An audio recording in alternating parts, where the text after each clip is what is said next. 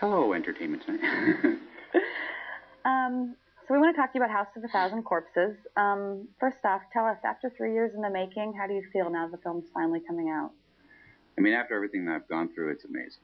I mean, I actually don't really believe the film's coming out. I won't believe it because I've done this before. I've seen the trailer playing in theaters, and then it didn't come out. So until, like I always say this, until I'm sitting there with an audience that paid to see the movie, that's when I will celebrate.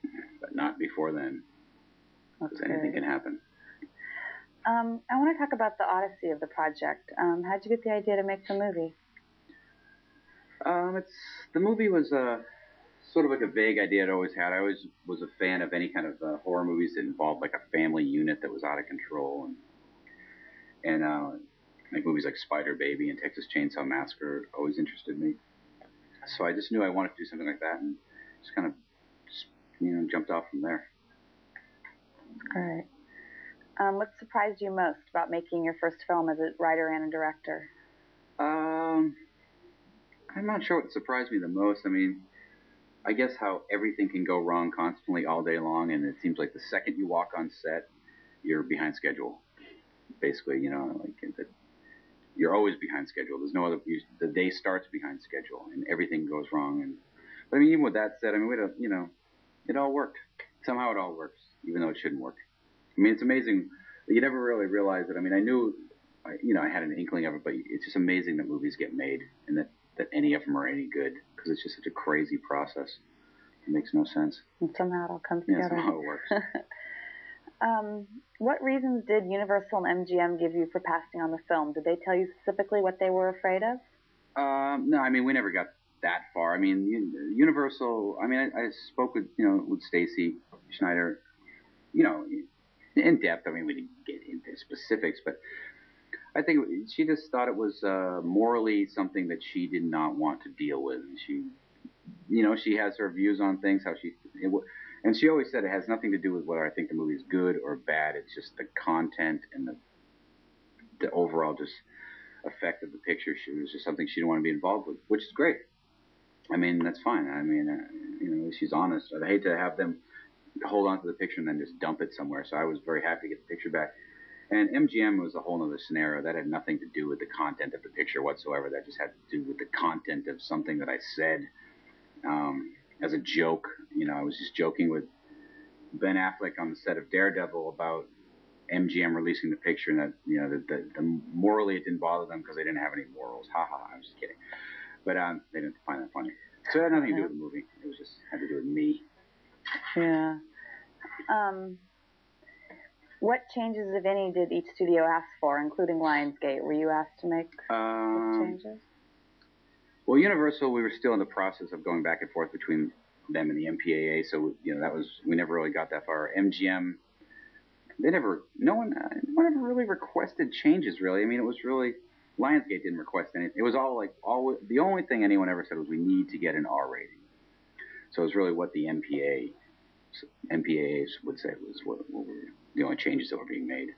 So there are certain scenes that you really liked that you had to take out for the MPAA reasons? Yeah, there was just certain things that, the MPAA is always very vague, so it was always like this tap dance back and forth until we finally got an R. Yeah.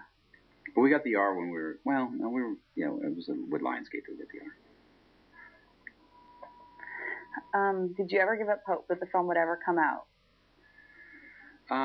No, I always, for some reason, even though I probably should have several times, I always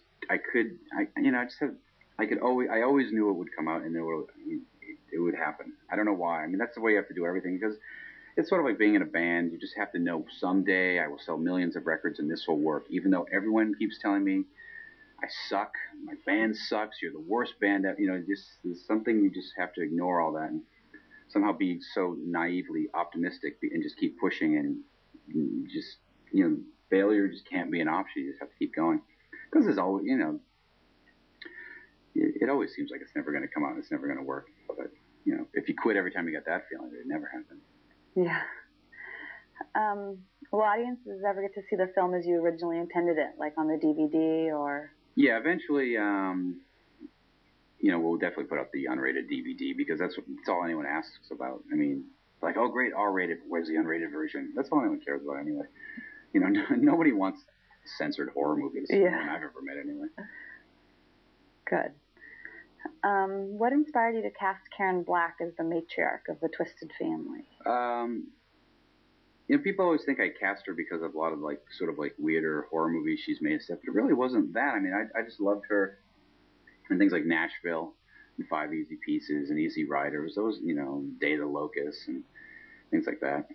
And so she's great. I mean, she's great. She's a great actress. She can do anything. She's just one of those people that can, like, I don't know, she can just take any line and pervert it in some way. I don't think she ever speaks any line, you know, it's on the paper and the way she'll say it word for word, but she's going to always twist it around in some bizarre way. Yeah, it's pretty amazing. Has your friend Ozzy Osbourne and his family seen the film? No, they have not seen it, though, but they were always asking me. When I was on Ozfest, like every other day, Ozzy would go, oh, I got to see a movie. But hopefully, you know, they're all invited. So we'll invite them to the premiere. Yeah. Do you have any sense of how preview audiences are reacting to the movie? Well, not really, because, I mean, the only previews we ever had were with Universal, and the movie wasn't finished. There was no music. There was no sound effects. We weren't even done shooting yet, but we had a preview. It's a very strange process to preview a movie that you know isn't finished and then read the comments. This movie seems like it's not finished. You know, well, it's not. You know, you're right on the money. Lionsgate, no, we didn't do any previews. I mean, the only time I've shown the movie has been with, like, little crowds, but not in a test screening sort of way. That's all been good. So good. After everything you've gone through with this film, will you write and direct another? Oh, yeah. I mean, there's nothing I've gone through with this film that's been bad to me. I mean, this has been setbacks, but that's just the way it is. I mean, everyone thinks to me, it's 3 years, which doesn't seem that long from the moment of thinking about writing a script to having a finished movie in the theater. To me, that's really not that long. I mean, music was much harder. I mean, not that this isn't hard and won't continue to be hard, but, you know, music was like 8 or 9 years before anyone even remotely cared. So 3 years just seems like nothing.